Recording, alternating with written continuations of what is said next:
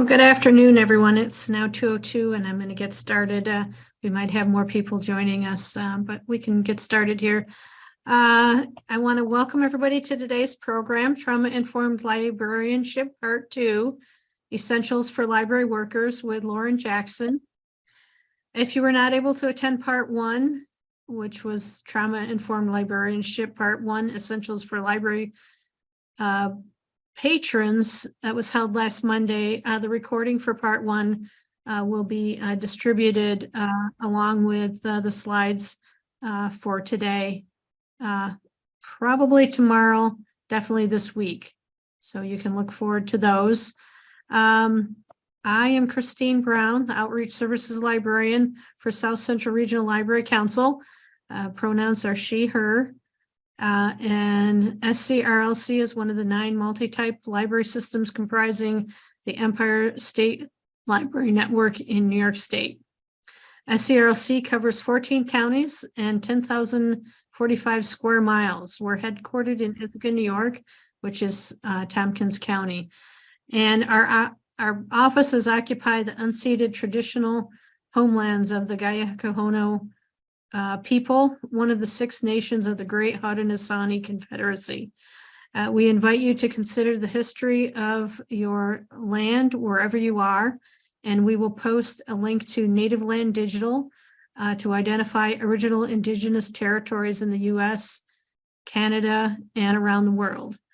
We also recognize that colonialism and oppression continue to create trauma for indigenous people today.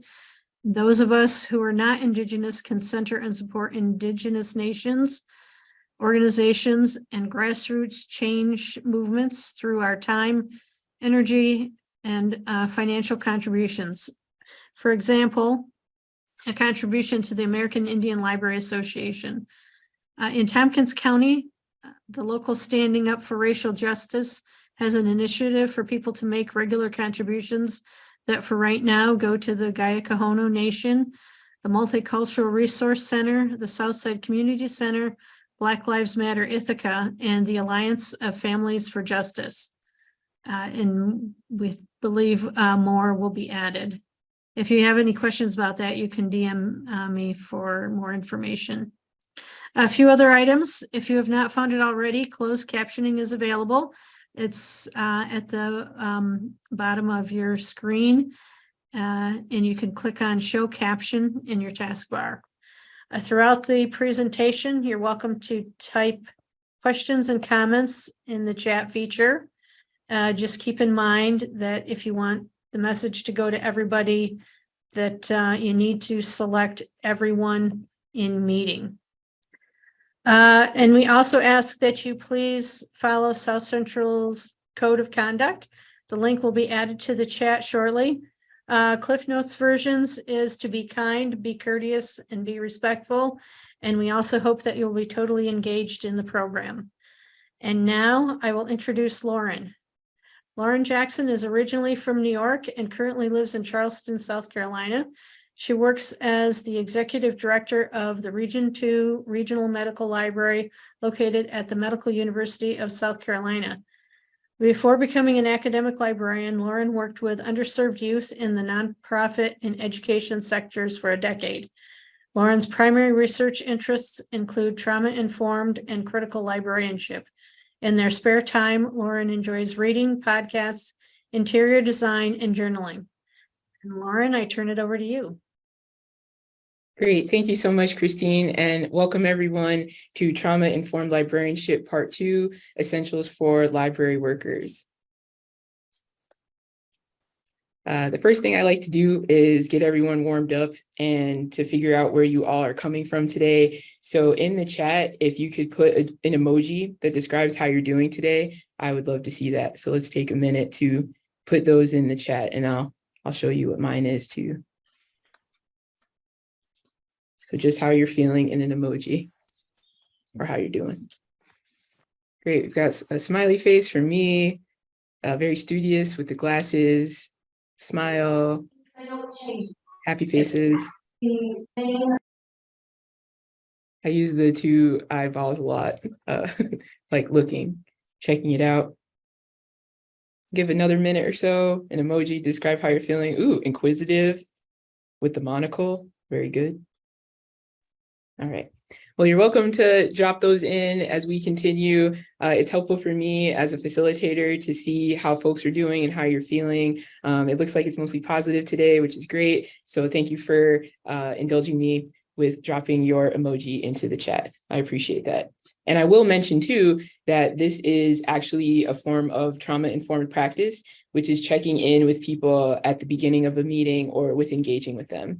By knowing where folks are coming from and how they're feeling, you're better able to know how to interact with them because you've already set the tone and understand how they are that day. It also gives that person a moment to self-reflect and be aware about how they're doing as well, if they haven't thought about that in the day.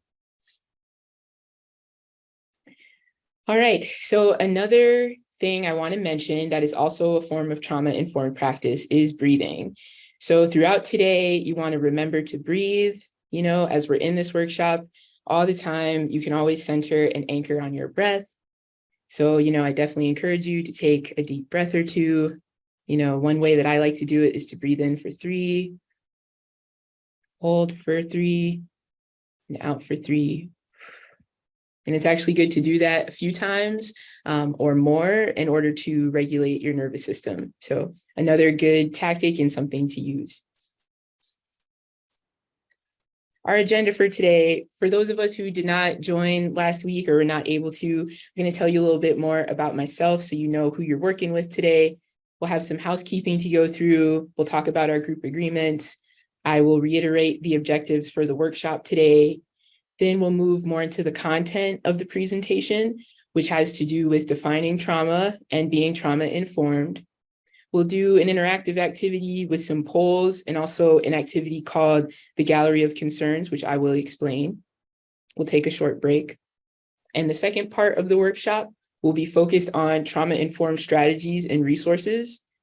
We'll talk about some considerations when you're engaging in trauma-informed care. Then you'll have another interactive moment to work in breakout group discussions about some specific scenarios to apply trauma-informed engagement to. So we'll kind of end up with talking about that. I'd like to get some of your takeaways at the end, and then we'll close. So that's the overview for our workshop today. All right, so about me. So I use the pronouns she, they. As Christine introduced so kindly, I'm the executive director for the Region 2 Regional Medical Library, which is located in Charleston, South Carolina.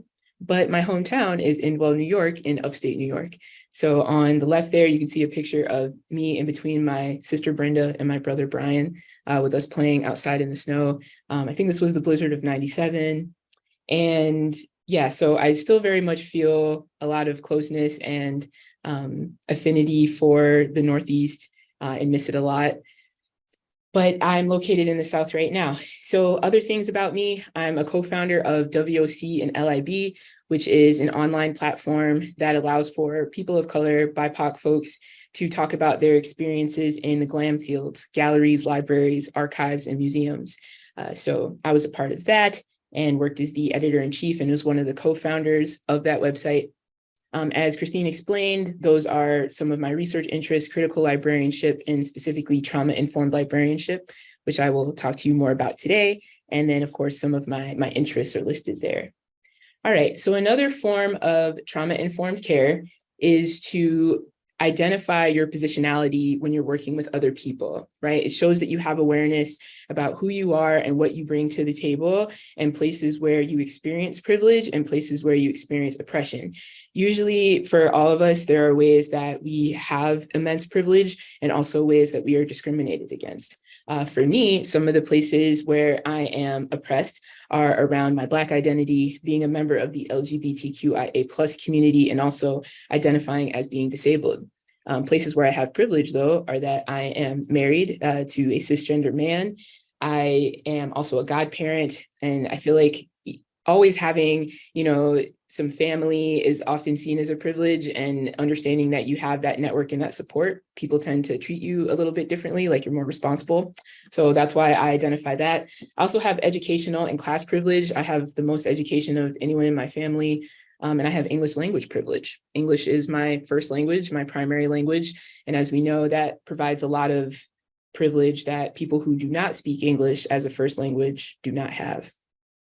All right, so those are some of the ways that I experience privilege, but also experience oppression. So some housekeeping, you're invited to keep your videos on. So thank you to those who are able to today. It's totally okay if you cannot, but you are invited to. And to keep mics muted unless we're sharing. So everyone seems to be doing that already, which is great. But just a reminder for that. If there are times or when there are times during the presentation when I ask for feedback to the group, please use the raise hand function in Zoom, or you can write in the chat if you have something to contribute. Okay, so now we're going to move into some group agreements. We're going to put this link to a Padlet into the chat. There are some group agreements already there, and you are encouraged to take a look at those and to make sure that you agree to them for what we're doing today. So I'm going to open them up on my screen so that you can see them too. Great. And hopefully you can also see them on your computer. But what we want to do today and throughout today are use I statements when we're sharing thoughts, comments, and opinions. We want to recognize that intent is not the same as impact. We want to be aware, like what I just did, that when talking about race and gender can often trigger negative, competitive, bewildering, defensive emotions. That's normal and to be expected, right? So we want to be aware that that is what it does to a lot of people and how it makes them feel, and that's okay. We want to respect each other's experiences.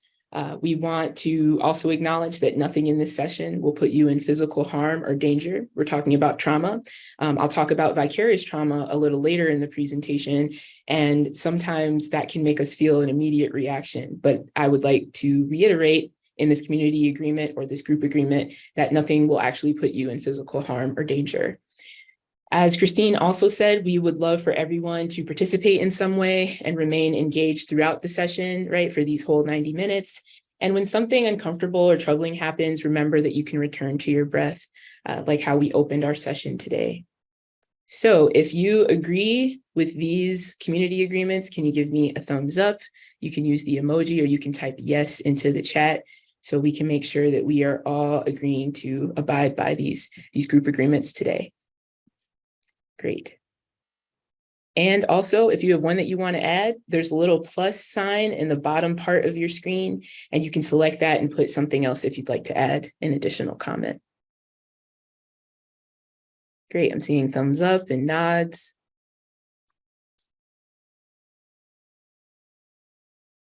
Really appreciate that.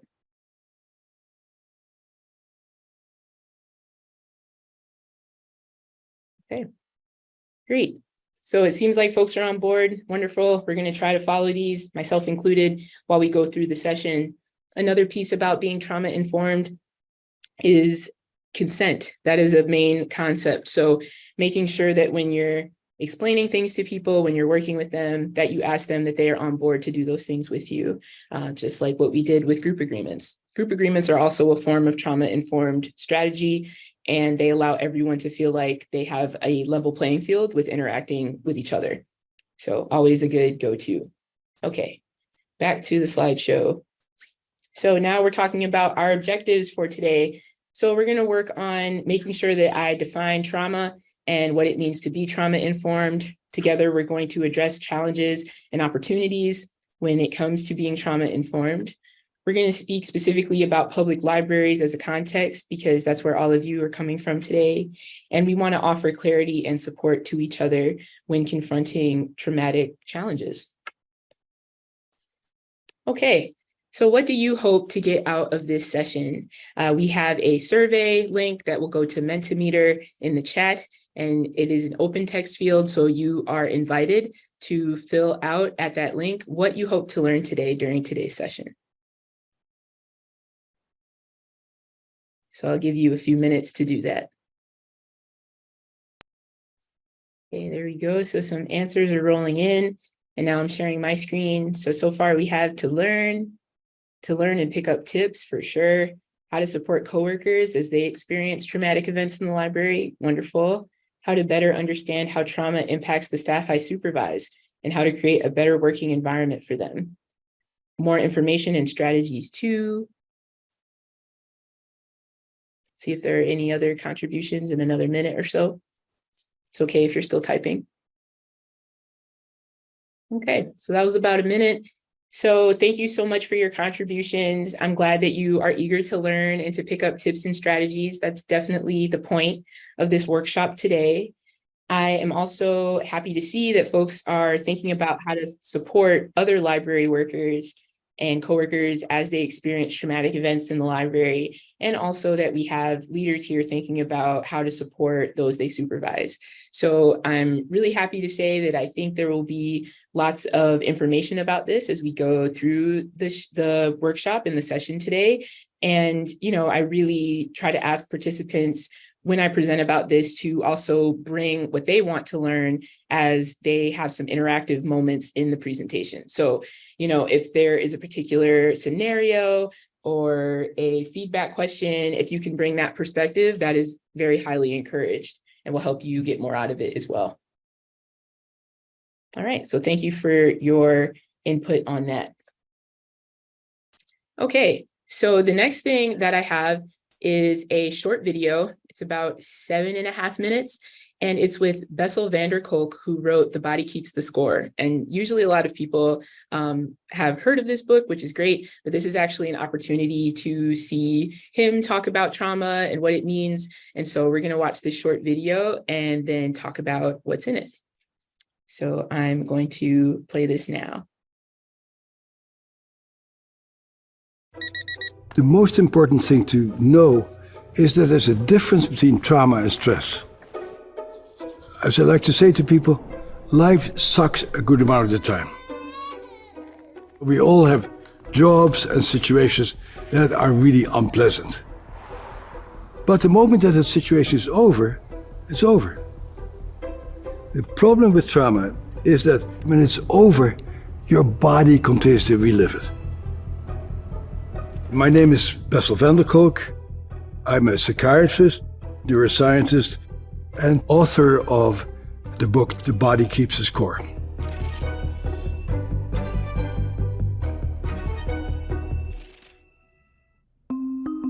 I got interested in trauma on my first day working at the Veterans Administration. 1978 was the year, and the Vietnam War was over by about 6 or 7 years. The very first day that I met Vietnam veterans, I was just blown away. These were guys who were my age, who were clearly smart and competent and athletic, and they clearly were just a shadow of their former self. Their bodies were clearly affected by trauma, and they had a very hard time connecting with new people after the war. Around that time, a group of us started to define what trauma is.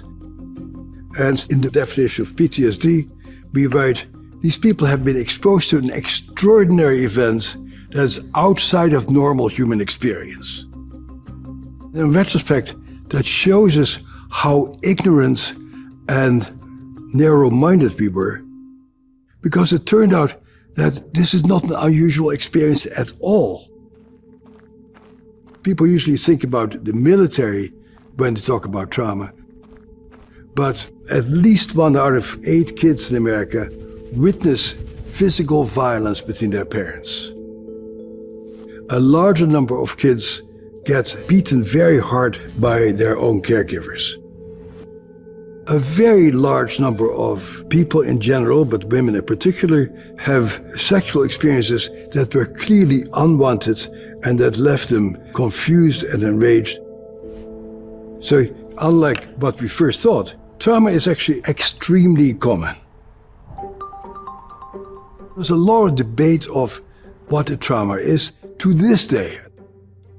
But basically, trauma is something that happens to you that makes you so upset that it overwhelms you. There is nothing you can do to stave off the inevitable.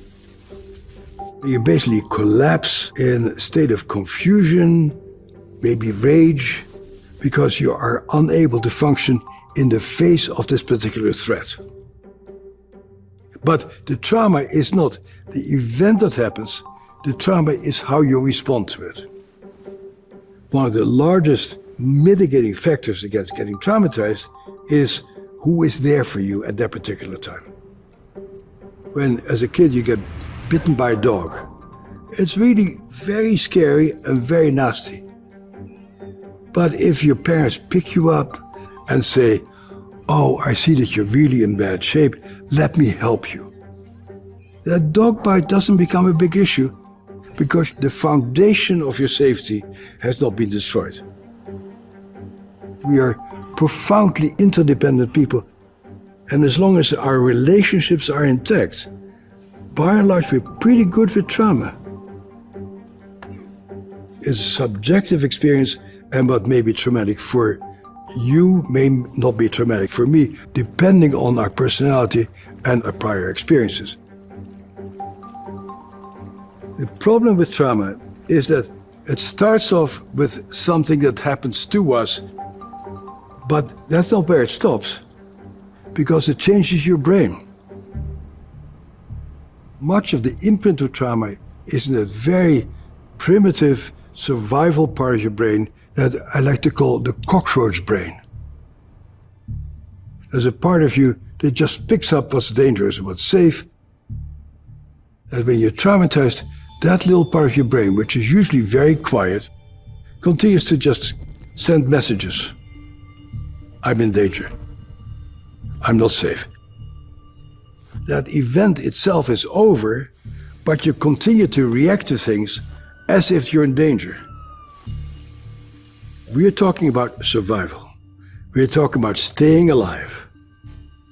And so some people go into fight-flight, or on a more primitive level, people's brain shuts down and they collapse.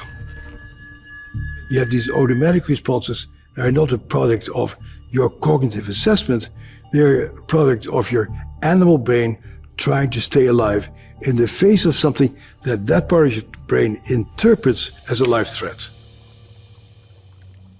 And the problem then becomes that you are not able to engage, or to learn, or to see other people's point of view, or to coordinate your feelings with your thinking. Traumatized people have a tremendous problem experiencing pleasure and joy. But the core issue is our hormones and our physiological impulses that have to do with survival. Your body keeps mobilizing itself to fight. You have all kinds of immunological abnormalities, endocrine abnormalities, and that really devastates your physical health also. Oftentimes the physical problems are longer lasting than the mental problems. And the other thing that is terribly important is the impact of poverty, or the impact of racism, or the impact of unemployment. There's other societies that are much more trauma savvy than we are, where there is not an enormous amount of income inequality. Healthcare is universal, childcare is universal. A culture like that really looks at what are the antecedents for certain forms of pathology. So the big issue is a political issue. How do we rearrange our society to really know about trauma so that people who grow up under extreme adverse conditions can become full-fledged members of society? The sense of community and people being there for each other is a critical part of surviving and thriving. Get smarter faster with new videos every week from the world's biggest thinkers. The most important thing to... Okay, so thank you for watching that video. The next thing that I wanted to know were from the video, what are some of your takeaways? So you're welcome to raise your hand and use that function in the Zoom by clicking on the three buttons and, selecting the raise hand function, or you're welcome to put your answers into the chat. So I'll give you a couple minutes to think about it. You can type it into the chat or raise your hand and unmute and share with the rest of the folks here. Thanks. Yes, thank you, Lydia. Lydia says in the chat, trauma is sadly pretty normal. That's right. It's a pretty common experience. And that was something that, Dr. Van Kolk got from studying trauma and understanding it within the context of war, which is when a lot of people began to think about it as something that humans experience. We also have in the chat from Drew, it's important to support people. We use the word trauma differently in different contexts. Absolutely. And it's kind of a buzzword right now too. So it's really important to know what we're talking about. We want to just use it in the old-fashioned way, but by being aware, it gives us tools to use. Great. Trauma is a widely shared experience. Maybe a couple more takeaways, and you're welcome to type them into the chat.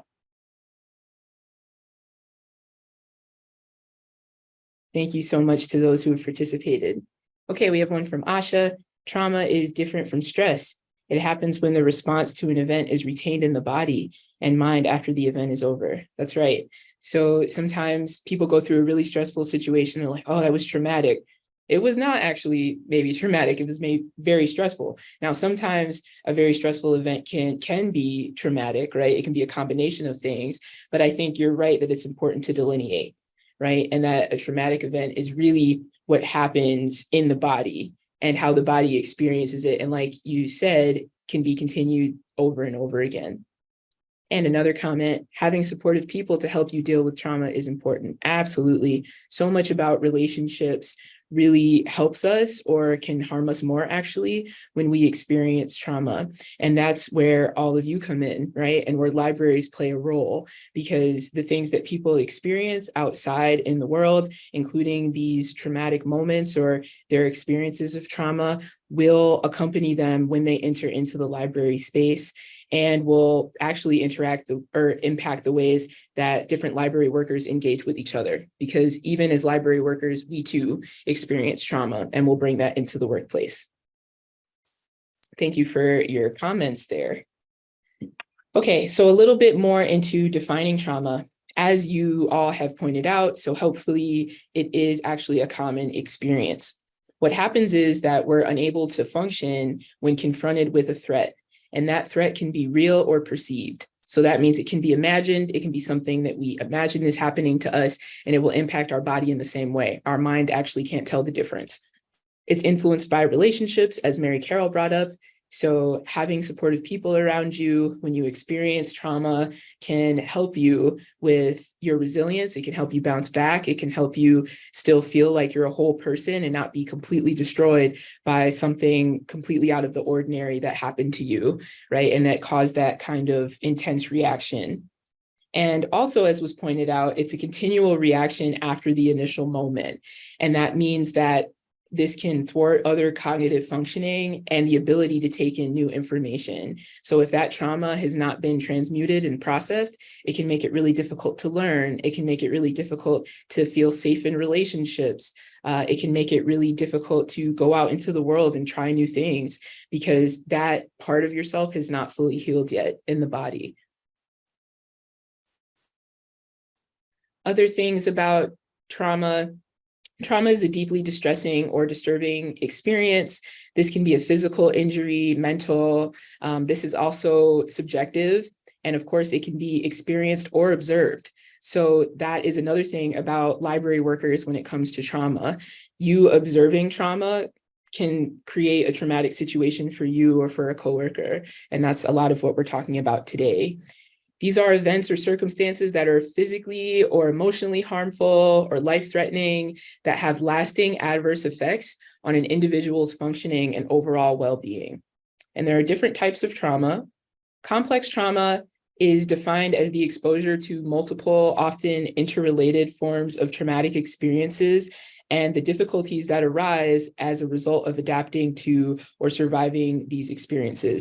So for someone who experiences housing insecurity, there would be complex trauma there, because that might mean that not only are they exposed to extreme weather elements, but they might experience violence in terms of where they live. They might experience food insecurity and a lack of access to hygiene and those materials. That would be considered a complex trauma experience. Vicarious trauma is something that library workers have to deal with a lot. And this has to do with the cumulative effect of witnessing and or hearing about other people's suffering and or needs, influenced by our personal and professional experiences. So vicarious trauma can happen when, with friends, with people that you know, and them telling you things that are really difficult to hear that they've experienced. Some examples are if someone has a lifelong illness or a terminal illness and they tell you about that experience, that could be vicarious trauma with impacting how you feel if you're not dealing with the same thing. Another example of vicarious trauma, there was a time when I worked at a high school and there were some young people who had experienced different forms of abuse, and they would tell me those stories, and I was a mandated reporter. And so hearing those stories and being there for them caused vicarious trauma for me in that situation. And another example, I think there might be more than these examples, but these are three that I've highlighted today, is childhood trauma. So events experienced during childhood are sometimes categorized as adverse childhood experiences, or ACEs, and that's another form of trauma. So things that you experience as a child, my parents are divorced, that would be, that's considered a form of trauma that a child might experience. Maybe some of you can relate to that. And there are definitely other ones that happen to kids too. And because they don't have the same ability to have agency, it impacts children in a different way that can often be heightened by not having that sort of, control over their lives. So those are some things that help with defining trauma. And now we're going to move into what it means to be trauma informed. So just to review, for those of you who were here last week as well, being trauma informed is an approach that allows us to acknowledge the invisible or visible injuries that impact the way that we engage with the world. Some injuries we can see and some we can't. And something that I pointed out too in the last workshop is the reminder that only 7% of our communication between each other is verbal. The rest is nonverbal, right? So we communicate in terms of our body language, movements, gestures, and our voice, the tone of our voice. So that's really important to remember when thinking about being trauma informed. I think a lot of people can relate to, it's very different when a police officer, for example, like really talks to you in a stern way, or, is speaking very loudly. It's in an effort to scare you, and you're picking up on maybe some of those different indicators that it's not a safe place, or you're not empowered, right? Versus the way that I'm trying to speak to you now, trying to, work with you, teach you some things, be really calm in the ways that I'm communicating. So we communicate a lot through nonverbal ways with other people. We want to understand that being trauma informed understands that people who have experienced trauma, or just anyone, is concerned with maximizing their safety. So all of us are trying to be safe. That's a way that I think all human beings can relate to one another. So we all crave being regulated and getting back to feeling regulated, and understanding that can help us empathize and be more compassionate towards other people. We want to think holistically about the ways that we interact with others. That's being trauma informed. And we want to respond in ways that further support healing instead of perpetuating further harm. We want to understand that we're not blaming anyone for what's happened to them, but we want to understand where they're coming from. A way to reframe that is to ask people what happened to you instead of what's wrong with you, right? Where you kind of blame them or make them feel bad for how they're presenting or what they've been through. This is an organizational framework. It helps us create a more therapeutic and welcoming environment. We can help folks heal through relationships. And a trauma-informed approach focuses more on strengths, resiliency, abundance, and wellness instead of deficiencies and pathologies like what was mentioned in the video. Okay, so now we're going to do a quick poll where we ask all of you, do you feel like it's a challenge to be trauma-informed at work? Now that you know more about what trauma is and what it means to be trauma-informed, do you feel like it's a challenge to do so at work? Great, and I see the poll has popped up. So you can go ahead and answer to the best of your ability and we'll see what the results are. Great, so I think everyone has answered, or just about. We have about 80% participation, so I'll end the poll now. Okay, so I'm going to share the results here. So you can see that overwhelmingly the majority is yes, it is a challenge to be trauma-informed at work, and I would agree. If I voted, that's the one I would say too. No one said no, and no one said unsure, but we did have some folks say, yes, thank you, Mary Carol, appreciate that. We did have some folks say sometimes. So it'll be interesting to explore when you feel like it's a challenge and when it's not, right? And so hopefully we can get into that to learn some more. Thank you so much for running that poll. That was great. Okay, so now we have another poll, and for this one, I just would like for you to type your answers into the chat. So this is open response. Second poll question, what do you think is the most difficult part of dealing with trauma in the workplace? So I'm going to give you a moment to think about this and write it into the chat. Yep, so we're typing answers into the chat. What do you think is the most difficult part of dealing with trauma in the workplace? Excuse me, we're going to take a few minutes to see your responses. These are wonderful. Thank you again so much for your participation. So I'm seeing shifting mental gears to address the new situation with informed and sincere care. The person who is traumatized is not aware of what they are communicating. True, trauma is complicated and can be expressed in many ways. Absolutely. The structural systemic things like our call number systems feel impossible to change at a scale and speed that would address trauma-informed community care. Yeah, staying in the moment and remembering to breathe. So still feel free to pop things into the chat if you have more thoughts or if you're working on, rounding out your thought. I think that shifting gears is really hard, especially when, you've gone through something yourself, or maybe you're already tired or things are going on. So we'll talk about some strategies you can use for that. It's true that remembering that, the person that's going through this is not aware maybe that they are in a heightened state or that they're responding to a crisis. So as library workers, we really have to think about how we're protecting that and protecting ourselves from how people might be reacting and remembering that. Structural and systemic things, this is a very thorny issue, right? And I think that you do what you can within what we are able to do, and you make a decision about what you can contribute. And then you kind of have to leave the other stuff behind, right? You can only control what you can control, and making incremental gains, right? And understanding that it's an iterative process to improvement can help us, because we overwhelm ourselves if we think we have to change everything, and that's not actually possible for any of us to do by ourselves. Remembering to breathe, absolutely. That's how we open today's session, and it's really important. Handling different personalities and backgrounds, something that is helpful to others can be a trigger for someone else. Yes, this is one of the very complicated things about being trauma-informed, and why it's so important to make sure that it's user-focused, right? That it's about user feedback. You can always ask questions. You can always be self-reflective and aware about how it feels for you. And then I think it becomes easier to meet in the middle because of all of those various, variables, actually, like in terms of how people might react and where they're coming from. We still have a library that needs to be open to the public every day. It is sometimes difficult to balance that with what individual staff are dealing with, right? Because they might need time away from the library or need to deal with their own things. And so how do we make the library a space that can serve those community needs, especially if you need to be open every day with the needs of your staff? Those are very important questions. Yeah, and remembering what works for each person can be difficult. Keeping track, right, of the people that come into the library, who's there, how they need to be interacted with. I think it's important to come up with some ground rules that like everybody gets.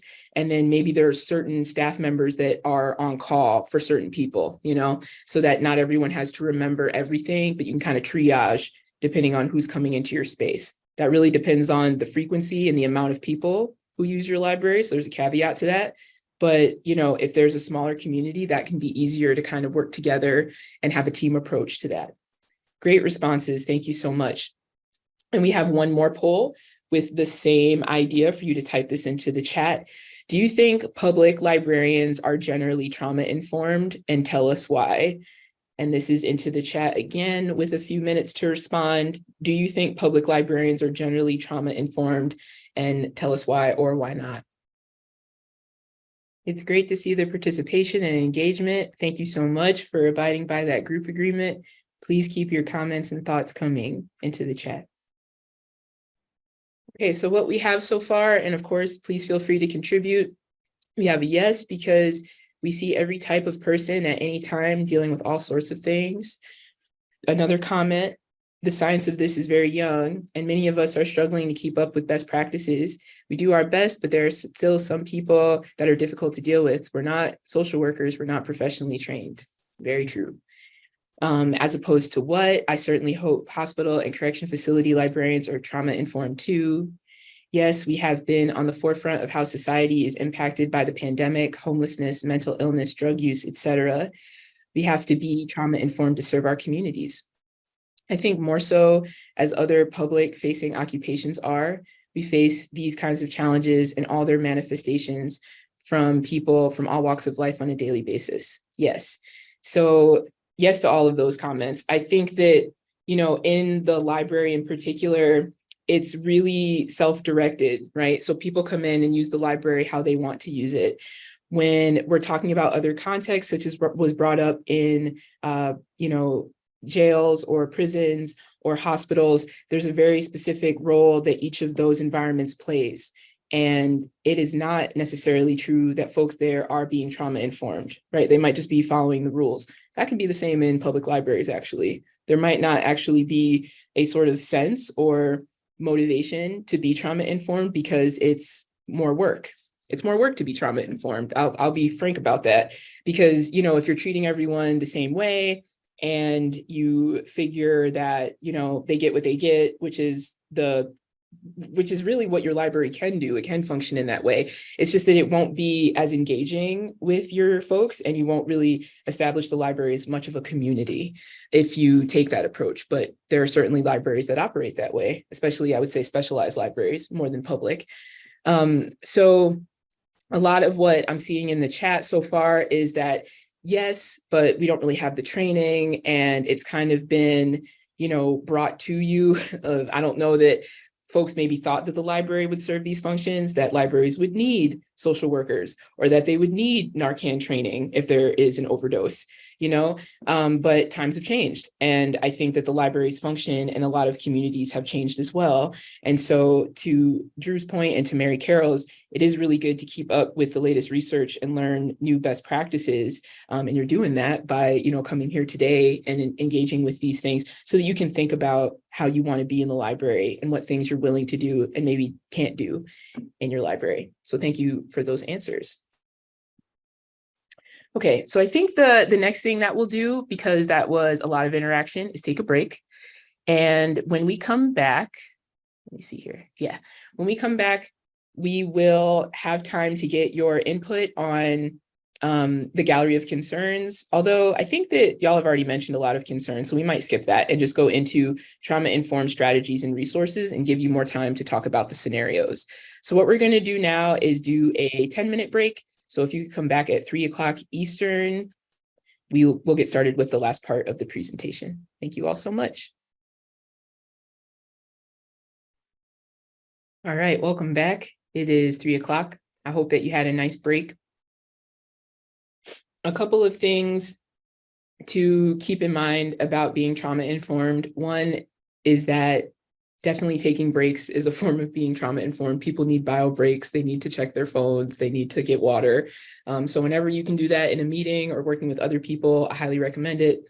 Also, narrating what you're about to do and what's coming up is another form of being trauma-informed as well, and can really help people know what to expect and what's coming next. It helps people feel psychological safety.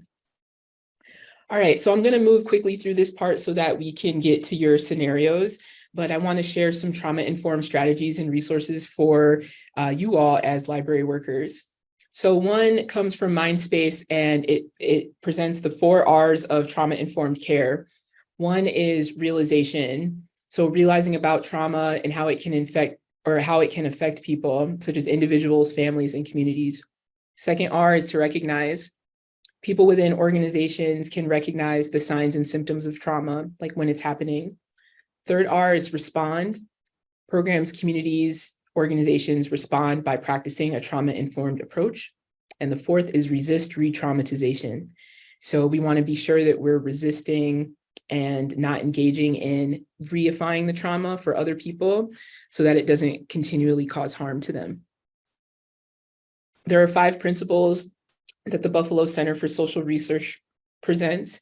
One is safety, another is choice, third is collaboration, fourth is trustworthiness, and the fifth is empowerment.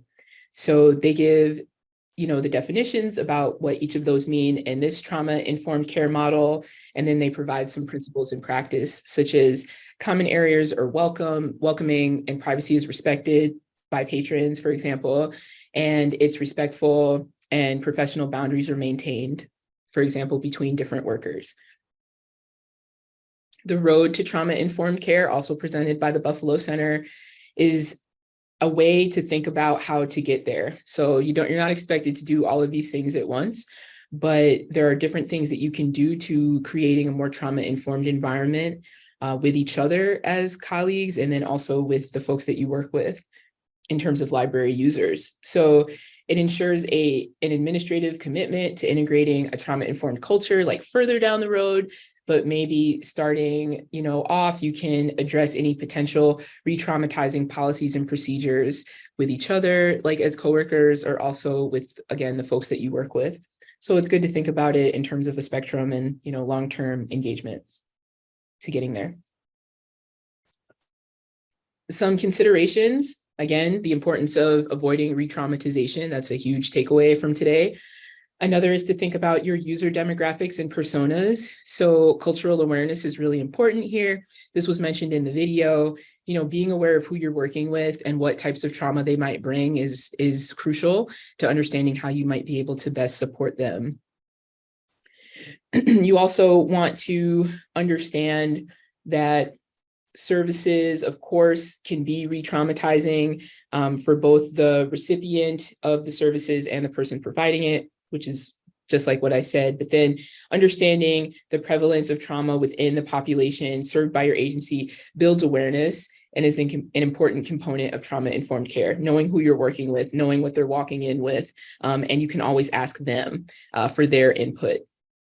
You want to understand also the prevalence of trauma and work-related stress within the workforce.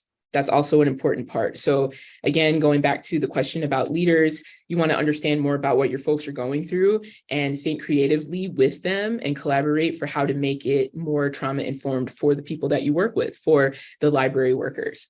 Okay, so now we're going to move into our breakout group discussion. And there are 2 questions, 2 scenarios for y'all to talk about in small groups. And we want to give you time to think about these. We're going to put those questions, they're in a Word document, into the chat for you to download. And you will have about 20 minutes to talk about this. And then we'll come back, we'll talk about takeaways, and we'll be done for the day. So we're going to put those there for you. And there's 2 different scenarios to think about and talk through together in your small groups. Okay, we're just waiting for one more room with their participants, and then we'll wrap up. All right, welcome back. So we would love to hear from folks what you learned from that activity. If there were any new insights, we're going to take a couple minutes for that before we close out our time today. So would anyone like to share? You can just unmute, or you can put it into the chat. You don't need to raise your hand for this part. You can even tell me what it was like to do this scenario activity and if you thought it was helpful, or what would have made it more helpful for you. Oh, you didn't get the questions. Oh no. I am sorry.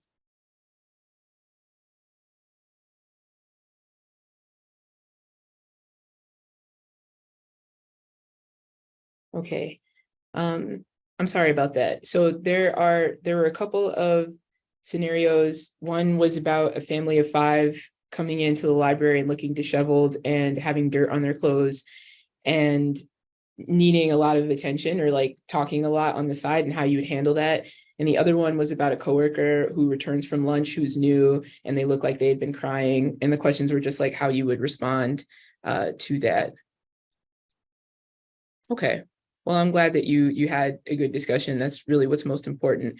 We'll make sure that you get those scenarios after this. I've sent them. So yeah, I'm sorry for that going a different way, but I'm glad that you found other things to talk about anyway. That's great. Adapting is something you got to do to be trauma informed, and you demonstrated that. It was a test. I'm just kidding. It was not a test. Okay, so we are rounding out now. If you wouldn't mind dropping into the chat what your takeaways are from our session today, that would be great. Just things that you're taking with you, things that you want to use. And the last slide is actually just my contact information. I'll share my screen real quick with that. Yeah, if you'd like to get in touch with me, here is how you can reach me. And I just want to thank Christine and Mary Carol and SCRLC for having me, and for, all of you for coming today and participating so well. Thank you so much for the opportunity. Thank you, Lauren. Yes, thank you. And thanks to everybody for being here.